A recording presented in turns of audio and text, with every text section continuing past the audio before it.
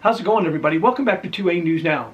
And here at 2A News Now, you get your Second Amendment news straightforward and to the point with no BS added in. We've all seen on the local news, and sometimes on the national news, that in your town or in your area, there will be a gun buyback. And they say the firearms that they buy back will be destroyed. And these efforts will get guns off the streets and save lives. And actually, they're not coming off the streets, they're coming out of people's houses that just don't want them anymore.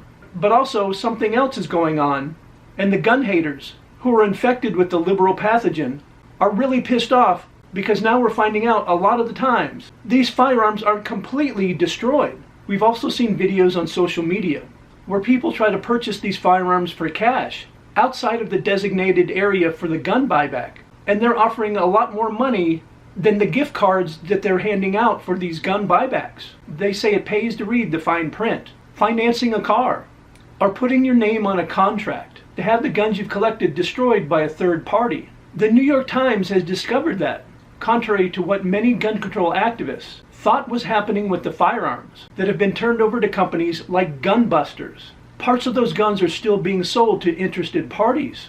It doesn't sound like these companies have been keeping this a secret. In fact, total destruction of the guns in question is still an option, so long as the folks handing them over want to pay for the service.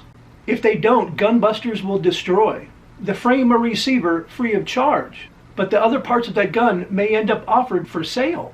The New York Times calls it a loophole, but in reality, this is just part of the standard contract offered by Gunbusters and similar companies. In their marketing, gun disposal companies play up their non-cost services, often leaving out the information about parts selling, which appears in the written contract. Elected officials rely on their police departments, which typically look to save money, to make the arrangements, and they give their approval with little or no discussion. Some officials have acknowledged that they had not understood the process, but were reluctant to speak publicly. Now, because they had made inaccurate claims for years about guns supposedly being destroyed. In Spartanburg, South Carolina, when a taxpayer-funded buyback in May collected 128 firearms that were given to Gunbusters, local news stories reported that they would be destroyed. At no cost to the city, Police Chief Alonzo Thompson said he was aware that Gunbusters sold most of the parts, rather than crushing everything, but felt that was acceptable as long as the company complied with the ATF regulations. He said he understands the concerns and those who might feel they're less informed. He said his priority is to remove the guns from the community. According to the ATF guidelines, destroying the frame or receiver is an acceptable way. To destroy a firearm, which makes sense given that's the part of the firearm that makes it a gun under federal law. Gunbusters and other companies with similar practices are destroying guns free of charge for law enforcement agencies.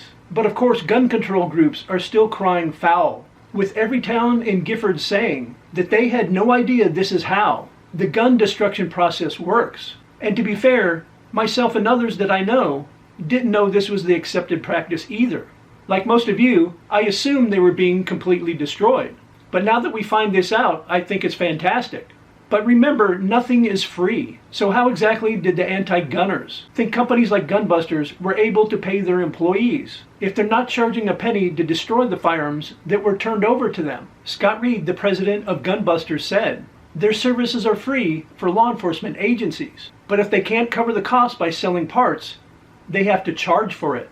Only about 2% of Gunbusters' clients pay to have the complete firearm destroyed. He said federal agencies, including the Secret Service, are among them. Mr. Reed likened the recycling of parts to organ donation, allowing collectors to repair or maintain their firearms. The people who are happiest with us are those who need parts for old guns that just aren't made anymore. One man's trash is another man's treasure, as it turns out. You can make a pretty hefty profit by taking in these unwanted firearms, destroying the frame or receiver, and selling the rest of the parts online. According to the Times, Gunbusters and 5 of its licensees took in more than $290,000 in 3 weeks from selling parts on Gunbroker. That's pretty good work if you can get it.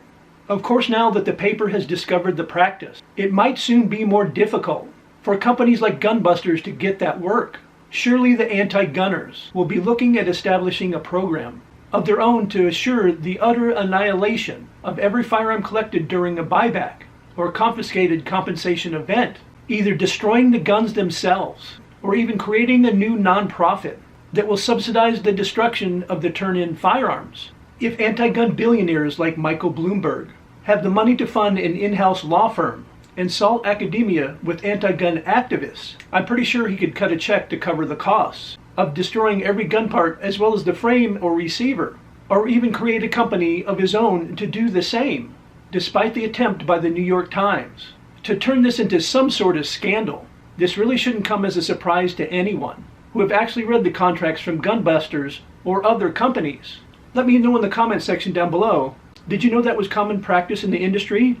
That most of the gun buybacks that say they destroy these firearms when turned in are not completely destroyed. Just a frame or receiver is destroyed and the rest of the parts are sold for a profit. And if you guys could please do me a favor, if you enjoyed this video, or if I gave you some information you didn't know, and if you wanted to help the channel and help it grow, and also we're about 550 subscribers from reaching 60,000 subscribers for the channel.